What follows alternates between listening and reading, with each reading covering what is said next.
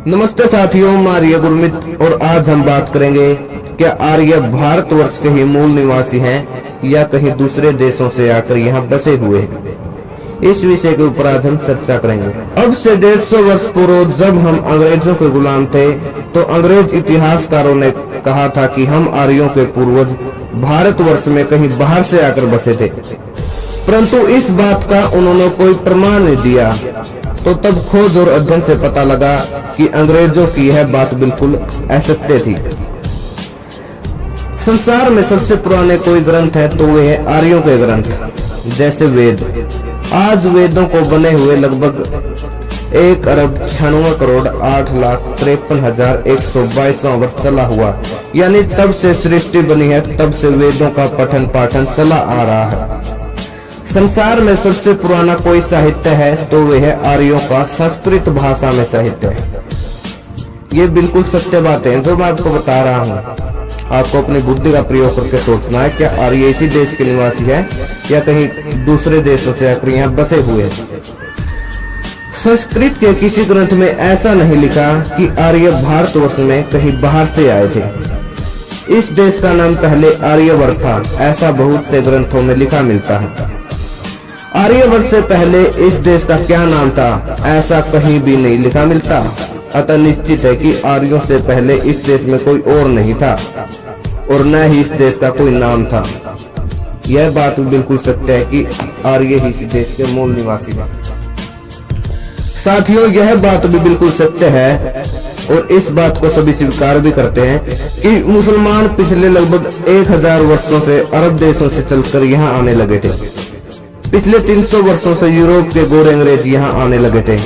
लगता है कि अंग्रेज शासकों ने भारतवर्ष के मूल निवासी आर्यों का मनोबल गिराने के लिए उन्हें अपने तथा मुसलमानों के समान ही बाहर से आया बताया।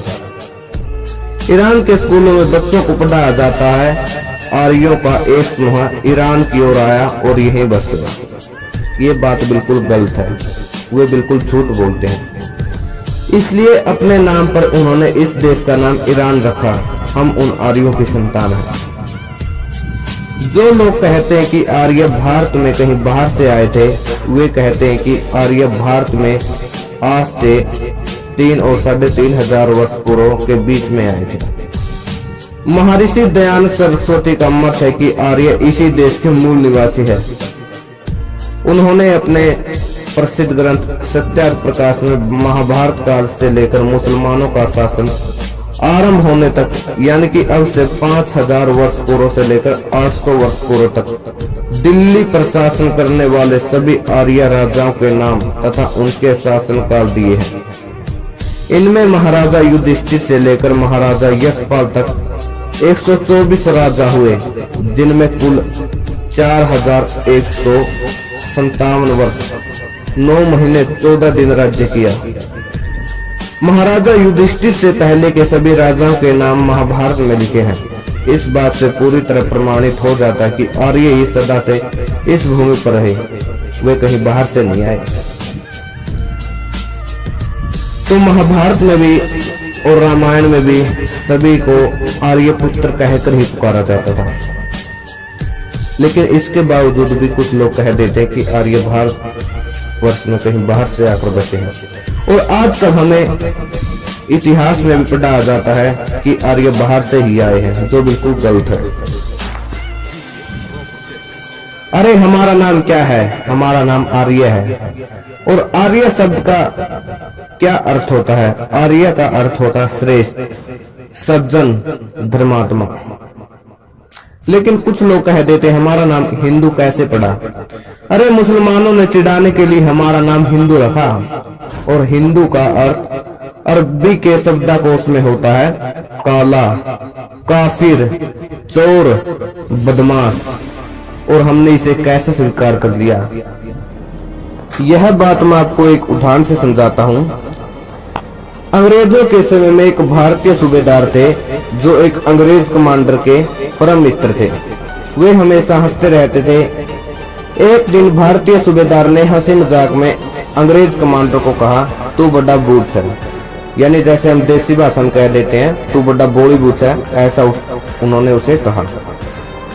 अंग्रेज बहुत चालाक था। भारतीय सूबेदार द्वारा गाली दी जाने की शंका करके वह क्रोध में उससे पूछता है, सूबेदार जी, इस बूथ शब्द का क्या अर्थ होता है? भारतीय सूबेदार नौकरी से निकाला जाने के भय से अंग्रेज कमांडर को शांत करने के लिए कहते हैं, श्रीमान जी, हमारे यहाँ साहूकार को बूथ कहते हैं। अंग्रेज कमांडर प्रसन्न होकर कहने लगा कि फिर तो मैं छोटा बूथ हूँ, अर्थात मैं छोटा साहूकार हूँ। कभी कभी वह कमांडर अपनी कंपनी के नौजवानों में भाषण देता और बड़े गर्व से कहता कि जानते हो, मैं छोटा बूथ हूँ। भारतीय सभी जवान बूथ शब्द का ठीक अर्थ जानने के कारण इस बात पर हंसते रहते थे। अंग्रेज कमांडर हंसी को भी अपनी बड़ाई के लिए मानता था, यानी जब कमांडर हंसते थे तो अंग्रेज इसको अपनी बड़ाई समझता था। एक दिन किसी दूसरे भारतीय अधिकारी ने बूथ नाम रखने वाले भारतीय सूबेदार से पूछ लिया, क्या आपने ही इस अंग्रेज अधिकारी को मूर्ख बना रखा है? उस सूबेदार ने स्वीकार किया तथा आगे इस बात को न बताने के लिए उससे प्रार्थना की, ताकि वह इस बात को आगे बताता तो उससे उसकी नौकरी चली जाती। अरे इसी प्रकार मुसलमान भी हमारा हिंदू नाम रखकर मजाक उड़ाते रहे। जैसे कि राजेंद्र नाम के व्यक्ति को लोग काटू कहते हैं, तो वह व्यक्ति भी अपने आप को काटू कहने लगता है। वह अपने आप को राजेंद्र नहीं कहता। गांव के सभी लोग व रिश्तेदार भी उसे काटू के नाम से जानते हैं। अरे इसी प्रकार हम भी अपने आप को हिंदू कहकर प्रसन्न रहने लगे, क्योंकि हमें हिंदू का अर्थ नहीं पता था और हम गर्व से कहने लगे कि हम हिंदू हैं। तो साथियों, इस वीडियो को बनाना बस हमारा यही उद्देश्य था, ताकि लोग आर्यों के बारे में जान सके और समझ सके क्या आर्य इसी देश के मूल निवासी हैं या कहीं बाहर से आकर इस देश में बसे हुए हैं।